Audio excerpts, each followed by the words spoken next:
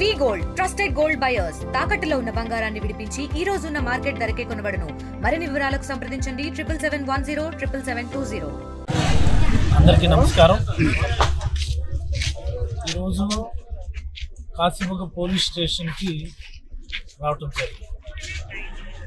చాలా దురదృష్టకరమైనటువంటి సందర్భం.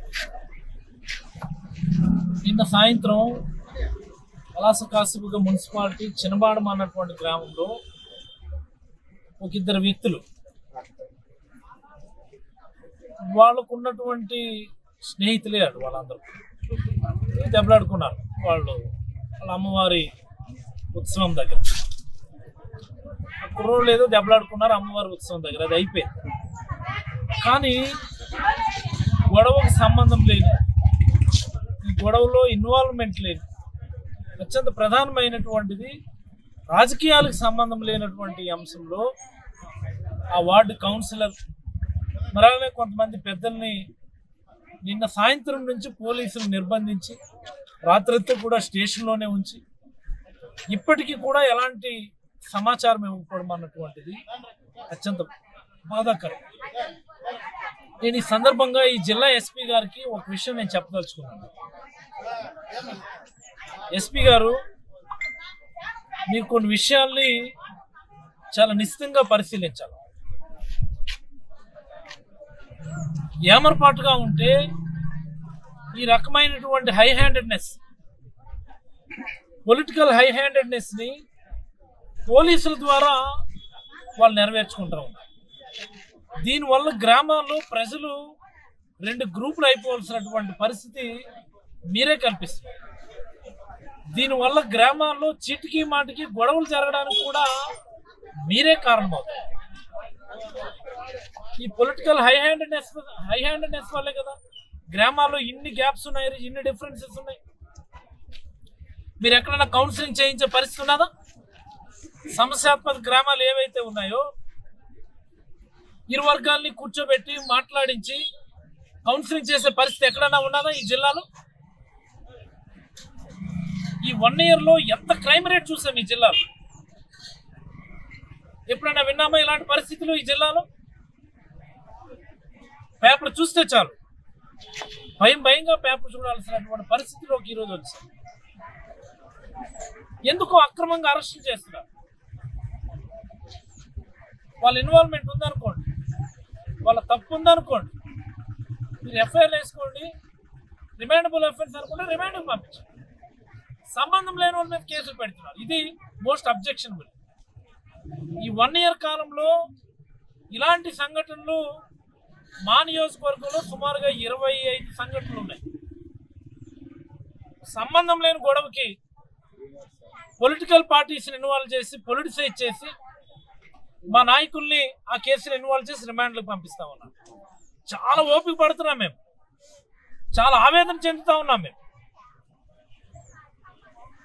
నేను అడుగుతా ఉన్నా, నేను పోలీసులు కూడా, మా నియోజకవర్గంలో తెప్పల ఢిల్లీ అనేటటువంటి ఒక వ్యక్తి అనుమానాస్పదంగా మృతి చెందాడు. మీకు అనేక సార్లు రిప్రజెంటేషన్ చేసి స్టేషన్ దగ్గరకు వచ్చి ధర్నా కూడా చేసి ఇదిగో తేల్చేస్తున్నాం అన్నారు. ఏమైంది? అలాంటివి ఇన్వెస్టిగేట్ చేయడానికి మీకు టైం లేదు. అలాంటివి నిజాలు ప్రజలకు తెలియచెప్పడానికి మీకు సమయం లేదు. మొన్న ఎక్కడో పాలవలసలో ఒక సంబరాల్లోనే ఒకటి చనిపోయాడు, మర్డర్ జరిగింది. అలాంటి కేసు ఇన్వెస్టిగేట్ చేయడానికి మీకు టైం లేదు. మీరు ఇన్వెస్టిగేట్ చేయడానికి మీకు టైం లేదు కాబట్టి ఆ వ్యక్తిని చంపిన వ్యక్తి ఇంకొక అమ్మాయిని కూడా చంపాడు. ఇది మీ వైఫల్యం కాదా? మీరు దేని మీద టైం స్పెండ్ చేయాలి? మీరు దేని మీద ఇన్వెస్టిగేషన్స్ ఇంటెన్స్గా చేయాలి? These are not the cases. ఎవరో తెలుగుదేశం నాయకుడు మీకు ఉసుగొలుపుతాడు, దాని మీద మీరు రోజంతా మీరు టైం పెట్టుకుంటారు. This is not policing. మొన్న ఎవరో గరుడుగండ పంచాయతీ నుంచి ఆ పెద్దల్ని పిలిచారు. మీకు చెప్పాలి, మీకు చాలా కామెడీగా అనిపిస్తుంది. వాళ్ళ గ్రామం గ్రూప్లో ఒక హెచ్ఎం రిజిగ్నేషన్ చేశాడు మొన్న ఇటీవల కాలం. హెచ్ఎం రిజిగ్నేషన్ చేసినటువంటి అంశాన్ని వాళ్ళ గ్రామం గ్రూపులో కుర్రోడు పెట్టాడు. ఒక కుర్రోడు పెడితే ఇంకొక దానికి ఇంకొక కుర్రోడు, ఒరే నీకు తాపులు అవుతారని ఇలాంటి పెట్టావంటే అనుకొని చెప్పి ఒకడు మెసేజ్ పెట్టాడు. ఆ మెసేజ్ పెట్టినోడికి రిప్లైగా మరి నాకు తాపులు అయితే మరి నీకు కూడా తాపులు అవుతారా అనుకొని చెప్పి ఆడు రిప్లై పెట్టి ముందు ఎవరైతే తాపులు అవుతాయని చెప్పి మెసేజ్ పెట్టాడు ఆడు వచ్చి సిఐ కంప్లైంట్ ఇచ్చాడు. సిఐ గారు అదేది ఒక పెద్ద దేశద్రోహం మాదిరి, ఎవడరా నువ్వు తాపులు అవుతాయి అన్నమాట, నువ్వు వచ్చి రిజిస్ట్రేషన్ అని చెప్పి తీసుకొచ్చి ఒక రోజంతా కూర్చోబెట్టి అలాంటి అంశాలకు మీరు రోజంతా స్పెండ్ చేస్తారు. ఈ హత్యలు మానభంగాలు ఇలాంటి వీటికి మాత్రం మీరు పట్టించుకోరు. ఎక్కడ లా అండ్ ఆర్డర్ ఎలా కంట్రోల్లోకి వస్తుంది? మీకు ఏ అంశాల మీద కాన్సన్ట్రేట్ చేయాలో మీకు అసలు ఎవరికి అవగాహన ఉన్నదా? పోలీసింగ్ ఇది ప్రభుత్వాన్ని రన్ చేసే వాళ్ళని దృష్టి పెట్టాలి కదా. ఇంత అన్యాయం ఏంటి నాకు అర్థం కాదు. 25 సందర్భాలు ఉన్నాయి. ఇంకో రోజు ప్రెస్ మీట్ పెట్టా 25 సందర్భాలు కూడా కేసు బై కేసు మీకు చెప్తాను. ఇది చాలా తప్పు, ఇది చాలా అన్యాయం, ఇది చాలా అక్రమం. ఇది మీరు స్టేషన్ తీసుకొచ్చి వాళ్ళు నిర్బంధిస్తే వాళ్ళ భార్యలు వాళ్ళ పిల్లలు రాత్రంతా కూడా పోలీస్ స్టేషన్ ముందు పడిగాపులు కాస్తున్నారు. ఇప్పుడు వచ్చి అడిగితేనేమో ఇన్వెస్టిగేట్ చేస్తున్నామండి. ఇన్వెస్టిగేట్ చేయడానికి అక్కడ గొడవ ఏంటి ఉండదు నాకు అర్థం కాదు. ఆడెవడో గుంటడికి 2 గుంటలు తన్నారు, కొట్టుకున్నారు. వాళ్ళు ముగ్గురు కూడా అక్కడ హాస్పిటల్లో ఉన్నారు. వాళ్ళు వీడియోలు చేసుకుంటారు. వాళ్ళు ముగ్గురు కూడా తన్నినోడు వీడియోలు చేస్తున్నాడు, దెబ్బలు తిన్నోడు వీడియోలు చేసుకుని నాకు ఇలాగ జరిగింది అలాగే జరిగిందని వాడు, ఇలా జరిగింది అనేది వాడు. సంబంధం మీరు తీసుకొచ్చే మీరు ఇన్వెస్టిగేట్ చేస్తున్నారు. ఏంటి కామెడీ నాకు అర్థం కాదు. ఏంటి కామెడీ? పోలీస్ స్టేషన్ మా పోలీస్ స్టేషన్ పనితీరు అయితే చాలా తీసుకట్టుగా ఉంది. పోలీసులు తప్పుదారు వల్లనే ఎస్పీ గారు కనీసం దీని మీద దృష్టి పెట్టే పరిస్థితి ఉందని నేను అనుకోవడం లేదు. మరి ఆయనకి ఇక్కడ పనిచేయడం ఇష్టం ఉందో లేదో నాకు తెలియదు. పనిచేయడం ఇష్టం ఉన్నటువంటి వాళ్ళు సీరియస్గా పనిచేస్తారు.